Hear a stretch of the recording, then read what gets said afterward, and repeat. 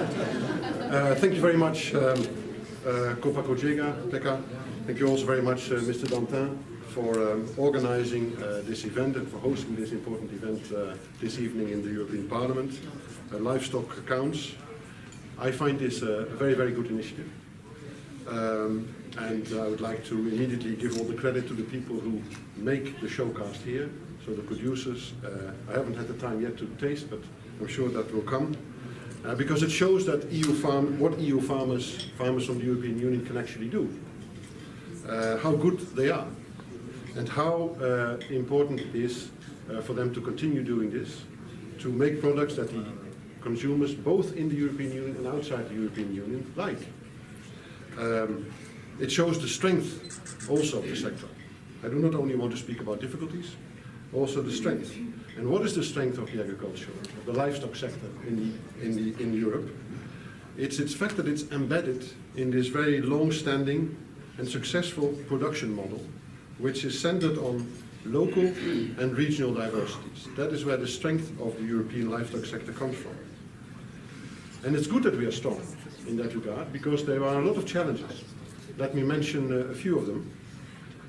The global markets, the competitiveness from producers in third countries, increased price volatility, which makes the life of many of the farmers very difficult, changing consumer demands,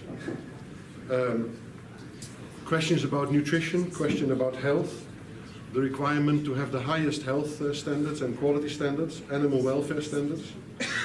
And thirdly, I would also like to mention the ever continuing discussion about the sustainability of the livestock sector in the European Union, linked now more and more also to climate change and other threats.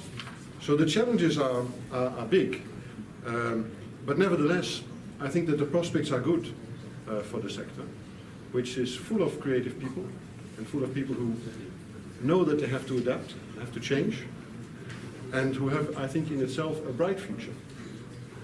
We know from the statistics and from our studies and the studies of the FAO, the World Bank and other authoritative bodies that the demand for meat, the demand for eggs is growing and will grow, driven partially by population growth, but also by higher prosperity all over the world.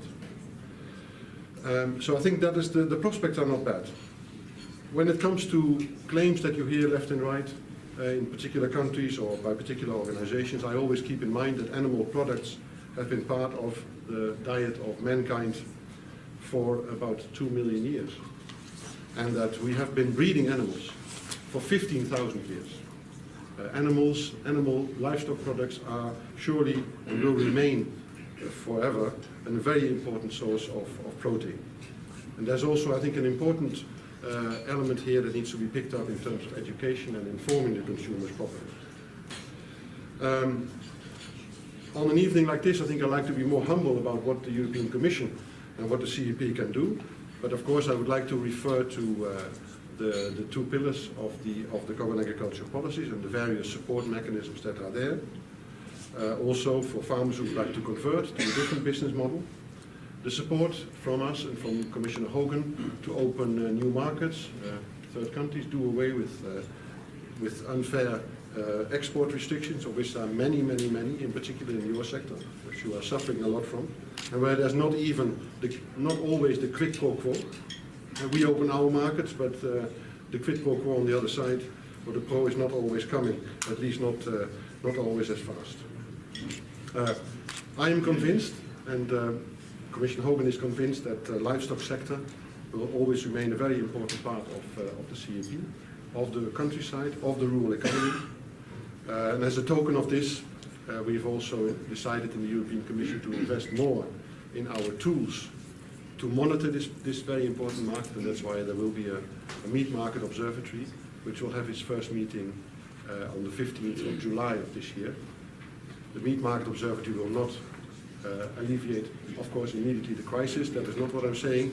But what I'm saying is that it does demonstrate that we care and that we do our best to give the farmers and the business people the best possible information about what's happening so that they can take their business decisions. Thank you very much for the invitation.